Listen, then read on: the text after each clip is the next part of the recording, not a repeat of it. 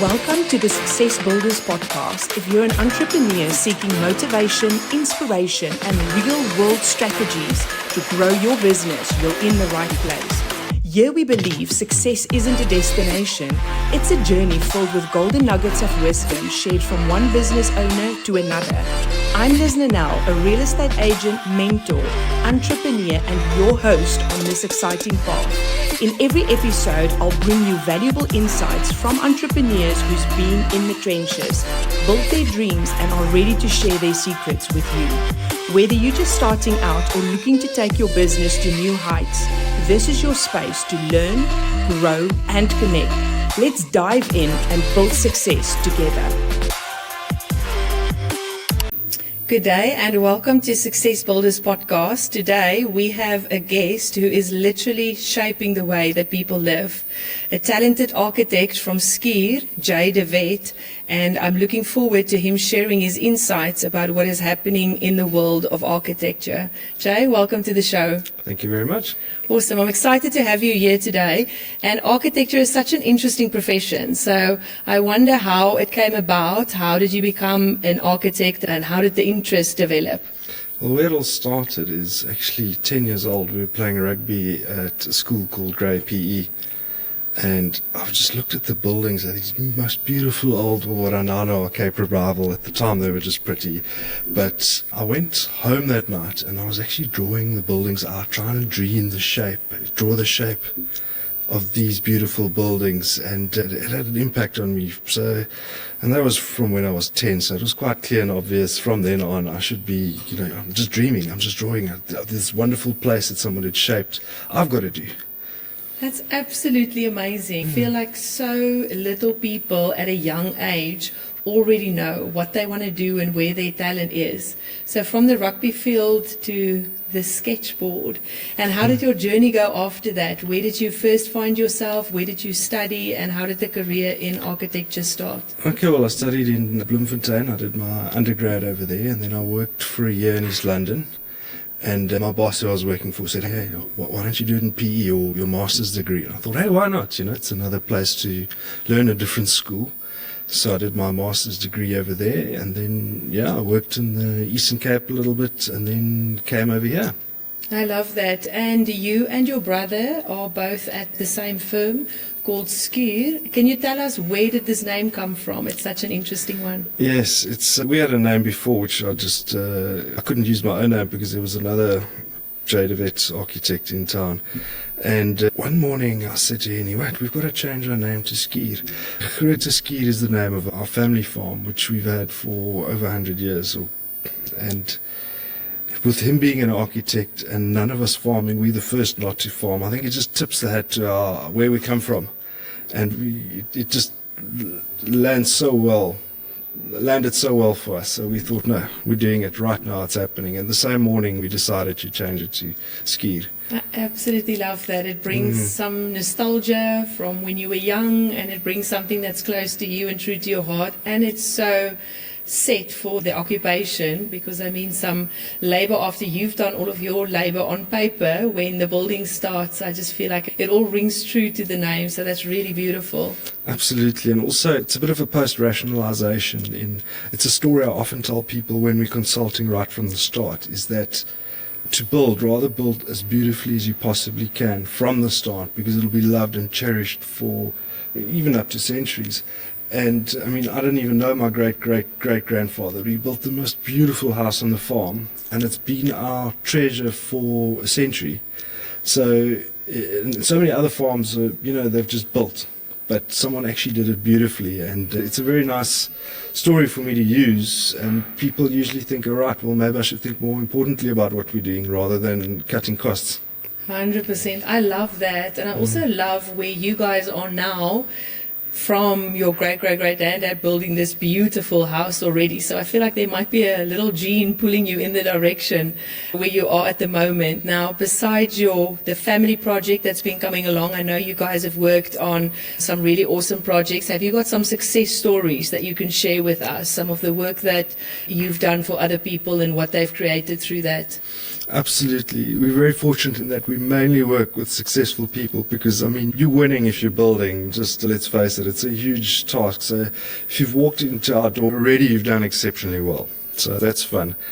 And there's some incredible stories. Throughout the years, I've worked for a bottling company that's gone very big. What else? A couple of young guys taking a project on. Last year, a youngish guy is 30. He bought a house in Newlands, and we got there and we're like, okay, we're gonna make something great here. And it was like one of those on-site jobs where we really turned it into an absolute premium product. The house is, it would have been a top billing house in the old days when they still had top billing shows on, and he made an incredible profit on it. Which, I mean, he just went and bought another house with it. So I'm so pleased. I love it when people do well on our projects. Number one, okay, if you're developing to sell and you want to do well. And, of course, then for the others who actually want to keep it and live in it. And so often it happens that those houses get sold quickly. People want them. And they get an offer they can't refuse. And then they're back in the door and we're doing another one for them. That's amazing. And I love what you said. When someone comes in your door, they're already doing well. So I'm thinking someone that's building their dream home, someone that's building something on the beach, someone that is developing properties. Is there anything else that I'm missing that could be added to the list? I think. Well, yeah, if you're doing well, I think retiring people. And this is also, I spoke earlier about the story about the farm and about making something beautiful, that house, that 100-year-old house. And with the retiring clients. And this is often, I love the look that the two give each other after I've told them the story always. But usually people want to spend less and they want to, scale down a little bit. And I say to them, right, guys, you've worked your whole lives. And I mean, I'm not old enough to have gone through what you've gone through, but you guys have gone through stuff. You've worked and built your entire life. I see your retirement home like your heaven on earth. This is your place on earth where it's a reward for your life's work. And then they usually look at each other, and a bit like you're looking at me now as well. You're thinking like, wow, okay, everything I've been through, this is my reward. So it makes my task so much more important because I'm actually holding somebody's last, late in life landing place. And to me, I want my late in life landing place to be such a good one. I can't just take it as an easy task. It is so important. So absolutely, we on high alert. Just a special more high alert. We're all equal, but I think retiring people are just a little more equal than others when it comes to just that extra bit of love. I absolutely love that. I can see it's a passion of yours. It's someone that you really care about and a place that you really care about when you go there. And I think what a beautiful match made to find you for that retirement place. Because the way you spoke about it, I was like, oh, this sounds amazing. Because at that stage in your life, you also know what you like and what you don't like and what your lifestyle is like. So what is convenient for you. Those little treats that when you get up in the morning, that makes your life a little bit easier. Or when you've got guests over, because you do still want people to come visit you, even though you downscale. So to be able to still accommodate that. So I love how you think about that and not just think about the downscale and do something cookie cutter, but rather say, let's do something that's unique for you, for everything that you've worked so far in your life. Absolutely, yeah, because many people see it as a facility. A retirement home, it's a facility. I'm like, no, this is your life. And the cookie cutter thing, I mean, it costs the same to build a design tailored than what it costs to repeat a design. So, I mean, why not just take something else? It's got to be shaped around you, and we're all unique. Yeah. Now, I wanted to ask you what would be your ideal client, but clearly it is people moving into that phase of retirement. That's something that you really enjoy. Who else do you really enjoy working with? We're getting a lot of expats at the moment, which is a wonderful thing because it means people are moving back. I say expats, guys that have gone to the UK, guys that have gone to the States, people that are from all sorts of countries. I mean, we almost got a little map of Europe where we say guys are coming back from here. And I love it because it means they're coming back. They're coming home to the right place in the world to be, which is here. I mean, there's no doubt we're all here. And they've done well over there, and they've realized, wow, I want the sun, I want a bright side, I want to hear the reeds blowing in the wind, and I want a house, I want to cheer with my friends for rugby when it's on. And so, a lot of them come with lovely ideas from overseas, which are also nice. You can package that together. It makes more unique homes. But a lot of them just want to be back. And it's great. I'm glad it's happening. 100%. I absolutely love that, because sometimes South Africans, I think, in a phase thought that the grass is greener on the other side. But it is. I love the country we live in. I love the culture that we grow up with. I love the Rainbow Nation. I love that people can go out there and go and explore the world, but then also come back to their roots and say, this is where I belong.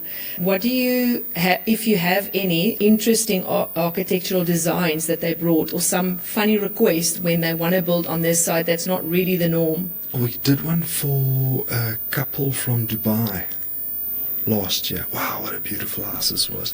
So it's actually, we were within guidelines, so it's the Cape Vernacular style, and they loved wine, and the guy's father was a pastor.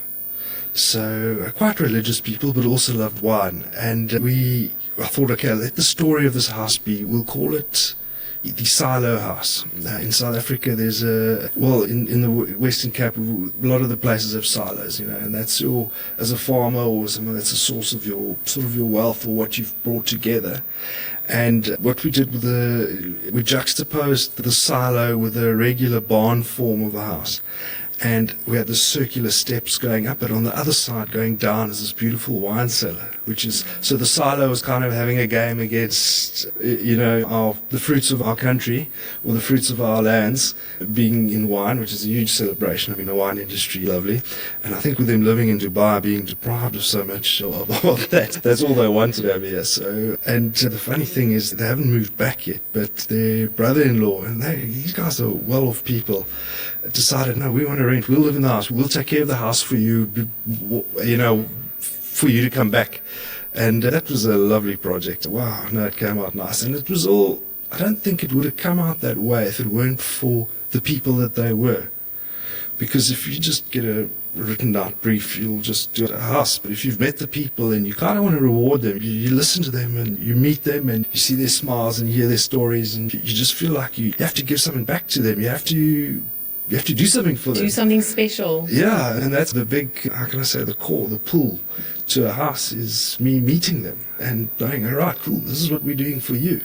I love that. 10-year-old boy has got visions of buildings, and now it's developed into everything that you've learned and seen. You've always had the passion. Yeah, it's fun. I mean, I get to, and the part of that is, for me, it's a hell of a lot of fun, because I get to build a lot of, I wouldn't say my dream home, but I get to live dream homes through so many other people. So I get a constant fix, if you know. Of course, yeah. And you can always live out that artistic skill of yours where you dream of something different and do something different that suits their personality. Yes, absolutely amazing. So for the general public in South Africa that has maybe not had the opportunity to build a house, but it is something maybe they've invested in a plot and it's lying there and they're thinking at some point I need to do something, give us a little bit of insight of duration, the process that you run with them. What does your start to finish look like when you get a new client? Yeah, so we can, typically you can get a house in the ground in 3 months. Oh, wow. And if there are no special approvals. But I always say to people, let's not rush this. Let's spend time on the design. If we spend a month on the design, if we spend 4 months on the design, you'll probably end up with a better product in 4 months, more tailored to what you want, and you'll overlook less. So, yeah, you can get a house in the ground in 3 months, and then 5 to 7 months to build it. Sure. And have you guys got preferred builders that you normally work with, or do you in general work with different builders depending on the project or the area? Yes. Architects generally, we love to hate builders. Love the honesty. I must say we're fortunate in that we find some incredible builders that are like a breath of fresh air to work with. And some make me old, and others are just an absolute joy to work with. So I'm glad to have found a couple, yes. That's amazing. And if you can have or build your dream home, when you get to that maybe retirement space or now later in life, What would that look like? How would it be different from everything that you've learned? What would you incorporate there? So it's hard for me. I'm 1,000 ideas a minute, and this is going to be the hardest task. And I'll probably ask my brother to design it for me, because as you may know, my brother is an architect with me, and he's so talented. So I'd probably give him that brief. But if I could paint a little picture for myself, or if I were to brief him, it would be a site sort of maybe in a forest, and with a little bit of take a couple of steps down to a little stream and have a little ritual space there to braai. When I say ritual space, I mean just a space close to nature, because I think that's everybody's dream. Yeah. Youngish people usually want the urban buzz, but later on in your life you want to return to sort of the elements. So the brief term would be, I want something which grips us or grounds us to the elements a little bit here, and let the site and his creativity and him knowing me, and my wife or my family, and let's see what he could do. Design something. It sounds amazing. I think so many people, like you say, they want the buzz or they want to stay close by the sea. If I start dreaming, I go to tiny houses. Maybe it's less to clean, but I also like the whole compact idea. And in the middle of nowhere, a little bit eco setting, not too many of all the human factors incorporated. So it sounds like it's something funny. Like that. It's funny, not so many people are wanting palaces. Us young, when we're much younger, we think, oh no, I've got to have this big house and I have this palace and so on. But I see as people get older, because I see them all ages, obviously, they're more grounded to real things, tangible things, but things that mean something. Mine probably wouldn't be a big house, but grounded somewhere. Love that.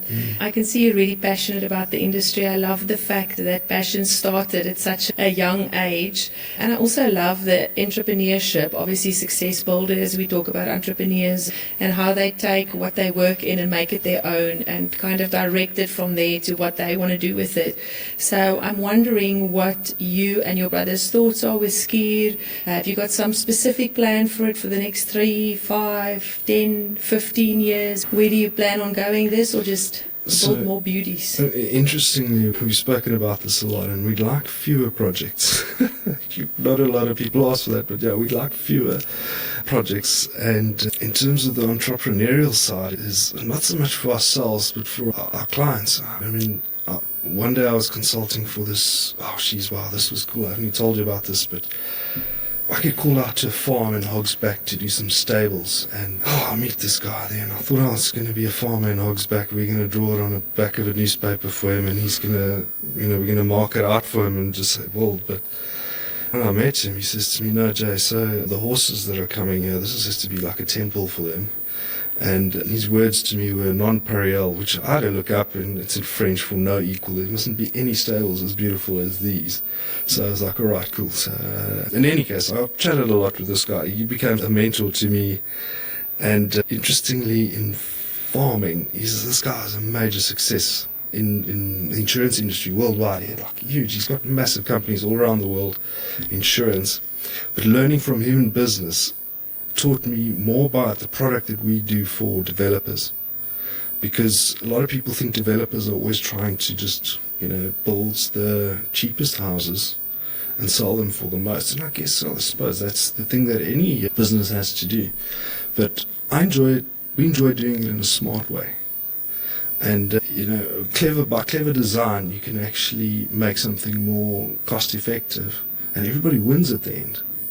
So something can be inefficient. Think of a car that's heavy on fuel and doesn't drive very fast, versus a car that is efficient and spacious and performs. And by design, spatially, we do this often when you're laying out an estate. How can you get the most amount of plots with the most amount of open space and the least amount of road? I think that's everybody's recipe. The developer wants that, the end user, the buyer wants it. He wants the most amount of green space and the least amount of road, because that means there's less blacktop, less streets, more spaces. And we sit and play with that at a macro scale. And then we've even found, so we do affordable housing as well. And simple things like avoiding corners in a kitchen, just a simple thing, a kitchen corner. over 1,000 houses that we do for affordable housing. So these houses are going to cost between 560 and 750,000 rand. It's a hugely important part of our market in the country that we need, because a large base of the buyers are in that bracket. So it's so much fun working these things out. So we worked out, eliminate corners in over 1,000 houses. And typically a kitchen would have 2 corners. And if you eliminate both corners, and we all know, what do we store in that corner? It's a bowl from your wedding, or a box Stuff from you a don't kettle need. you bought 8 years ago, and the receipt's still in it, and it's just taking up space. So there's about a 6,000 rand saving in doing just that. So over 1,000 homes, that means 6 million rand over a scheme over 1,000 houses. But those sort of things which we're trying to apply always. So it's smart things rather than cheap specs, which 100%. I love that. And like you say, the end user also would like it because they do not really need that space. It's something you have to utilize because it's there. It's not your preferred space to utilize. So I love that. Absolutely. So you save maybe 6,000 rand on just a smart kitchen design. But let's add 1,000 rand on a good door handle at the front, where you just feel good about opening that door and the space the rest of the house. But simple things like that, which I think makes sense. So we look at it holistically as well. That's amazing. So we've spoken a lot about residential homes and some of the lower costs, but what would you, if you reflect back outside the stables, think as a very interesting project, like something that you've done that you were like, wow, I learned a lot about a specific building or needs or whatever that is? There are a couple, and the most complex ones are actually my favorite. Okay, we're operating mainly in the residential space at the moment, but if I were to go back a couple of years, I was a young architect in the Eastern Cape, excellent firm in Borno Architects. Wow, what good guys are. I was so sad when I had to leave to come here, but in any case, I was doing a project there. It's a forensic observation facility for the criminally insane. What that means is it's actually a jail. It's a prison. It's a detention facility for people with mental illnesses that have committed crimes, and those crimes are mainly murders. So they need to be kept somewhere, but because they're criminals, they're actually patients. So they've got to be held in a detention facility that doesn't look or feel like a jail. Now, it may not have burglar bars because they're norms and standards. The ceilings need to be very high. There may not be bedding because, they want to light fires, but it needs to feel like a home. So imagine thinking like, wow, this is the most difficult thing ever. We've got to make Polsmoor feel like the Mount Nelson Hotel with those rules. And the complexity of this building was huge, and mapping it all together. For example, a nurse station, if, funny things happen in this place. They're always breaking toilets or something to get attention, and then you've got to switch off just that patient's water. So the nurse, and working with the mechanical engineers and solenoids and all sorts, making that work. And then how the nurses have to give them their medication, because they may not have direct interaction with them. It has to be fed through a booth, because the nurse can't get in contact with them. And then how to make this feel homey. It was a hell of a task. And that was a really interesting project. That seems fascinating. It will not be your normal list of to-dos, completely different. Definitely not. And I'm thinking back now, getting the escape routes where a nurse may not be in direct contact with a patient. What if the place burns and people need to get out? And how the escape route planning works. And that was an interesting, definitely a very interesting project to build with. It really tested me, and I think it helped me cut my teeth. Yeah.